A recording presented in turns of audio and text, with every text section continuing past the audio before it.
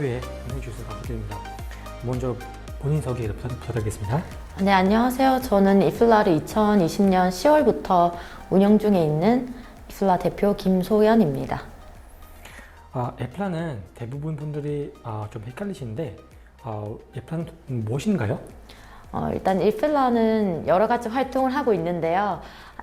1차적으로 한국과 중앙아시아 청년들의 네트워킹을 지향을 하고 있고, 그 네트워킹을 통해서 한국과 중앙아시아 쌍방향 문화 교류를 지향하고 있습니다. 따라서 이 문화 교류의 어떤 플랫폼으로서 영상 제작을 통해서 여러분들께 조금 더 쉬운 한국 혹은 중앙아시아에 관련된 이야기들을 들려드리고자 합니다. 네, 그 에플라 명칭은 어떻게 지금 지으셨는지 그 배경과 이유가 있을까요? 이플라 명칭은 사실 제가 지은 게 아니고요. 저희가 처음에 이러한 단체를 기획하는 그 단계에서 현재 지금 운영진으로 활동을 하고 있고, 그리고 초창기 이제 설립 멤버인 디아스 샤쿠바이브 씨가 아이디어를 제공해 주셨는데요. 처음에는 어떠한 이름이 좋을까 고민을 많이 했습니다. 그런데 저희가 이제 청년을 넘어서 이 한국과 중앙아시아에 관련된 전문가로서 성장하는데 일조하는 단체로 성장을 하고 싶었고, 그에 따라서 리더, 즉 이제 지도자라는 말이 들어가게 된 것입니다. 그 에플라 그러면 설립 계기는 유라시아와 한국 간의 어떤 그 협력을 강화하는 데 있었을까요? 네, 특히 사실 한국과 중앙아시아 간 협력은 노태우 정부 때 시작된 북방 정책으로부터 시작이 되긴 했는데요. 실질적으로 중앙아시아에 대한 관심이 조금 더 뚜렷해진 건 2009년 자원 외교 시기라고 볼 수가 있어요. 근데 그 시기 이후에 계속 진행된 어떤 한국과 중앙아시아 협력은 전문가분, 특히 이제 정책 전문가 혹은 경제 전문가 혹은 비즈니스 분야에서만 이루어지고 있었는데, 실제로 한국의 카자흐스탄, 우즈베키스탄, 투르크메니스탄, 키르기즈스탄, 타지키스탄에서 유학을 온 친구들이 되게 많았습니다. 그런데 이 이플라가 설립되기 이전에는 사실 유학생들끼리 따로, 또 한국에서 중앙아시아에 관심 있는 학생들끼리 따로 이렇게 좀 모임이 형성이 되지를 못했던 한계점에서 벗어나서 한국과 중앙아시아 간에 정말로 쌍방향 교류를 할 수 있는 청년 네트워킹을 생각하게 되었고, 그래서 2020년 10월에 처음으로 기획을 해서 현재 이 단계까지 오게 되었습니다. 그러면 현재 에플라 조직은 어떻게 될까요?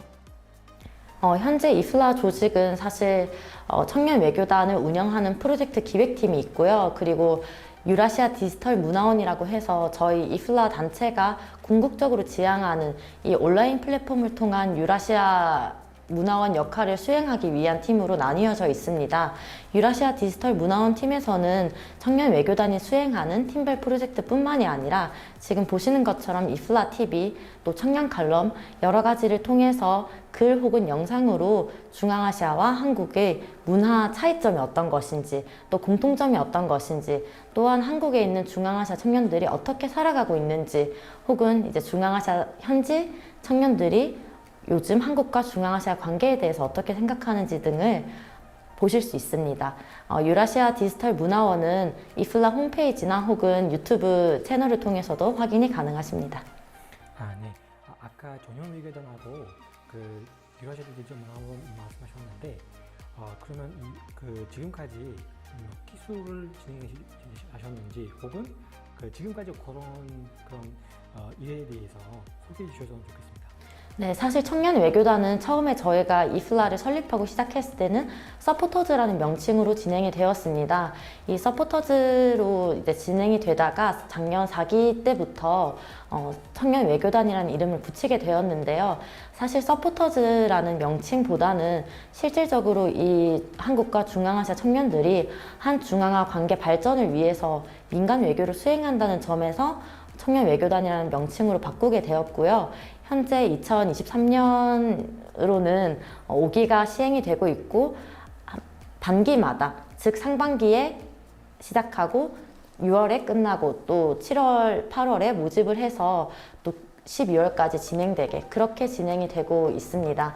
이전에 서포터즈 활동들은 단순히 네트워킹을 할 수 있는 혹은 중앙아시아의 뭐 명절인 나우루즈 알아본다든지 아니면 한국의 전통 민속촌에 가서 한국의 문화를 알아본다든지 이런 프로그램이 구성되었었는데요. 4기 이후부터는 이 청년 외교단들이 한국과 중앙아시아에 관련된 영상 컨텐츠를 제작을 하고 있고 그런 영상 컨텐츠들은 유튜브 이플라 TV 채널에서 확인 가능합니다. 그러면 지금까지 5기까지 지금 진행하셨는데 네. 이 단체를 운영하시면서 어떤 힘든 점이 있었을까요?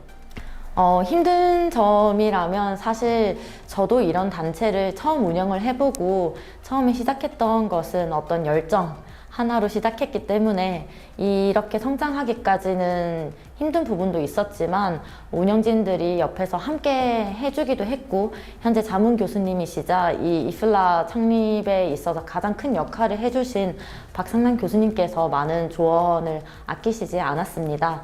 다만 여러분들이 외국인들을 만나거나 혹은 여행을 갔을 때 느끼는 어려움과 동일할 텐데요.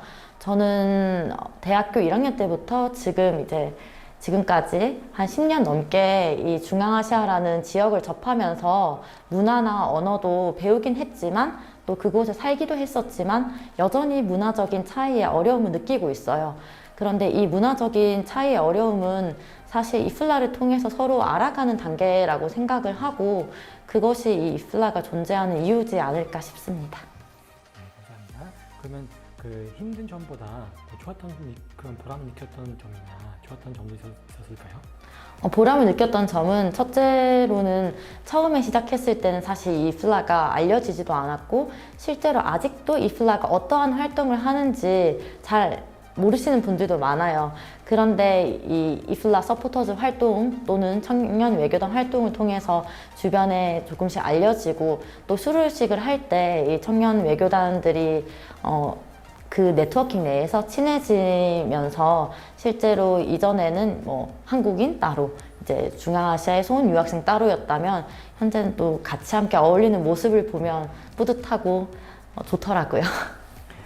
예. 그러면 앞으로 이플라의 계획 혹은 그 진행하고 하시고자 하는 그런 프로젝트가 있으시면 소개 부탁드리겠습니다. 네, 앞으로 이플라는 향후에도 지속적으로 조금 더 유라시아 디지털 문화원을 한번 키워볼까 생각을 하고 있어요.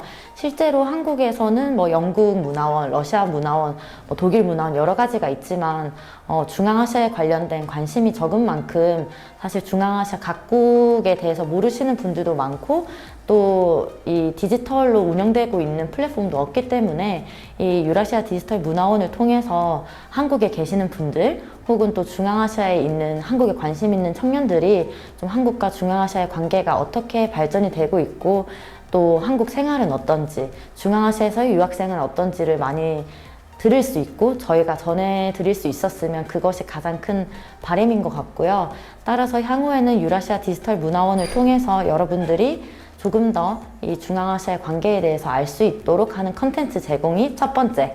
두 번째는 저희가 이때까지 그 중앙아시아에 관련된 축제나 혹은 중앙아시아를 알릴 수 있는 기회들을 포착을 해서 함께 진행을 하고 있습니다. 이번 5월에는 나우루즈 행사가 열릴 예정이고요. 앞으로도 청년 포럼이라든지 이 한국과 중앙아시아 청년들이 이 관계에 대해서 어떻게 생각하는지에 대해서 알 수 있는 세미나 혹은 또 한국과 중앙아시아 관계에서 실제로 일을 하시고 계시거나 전문가 분들을 초청해서 함께 배워보는 시간을 가질 예정입니다. 네, 감사합니다. 네, 감사합니다.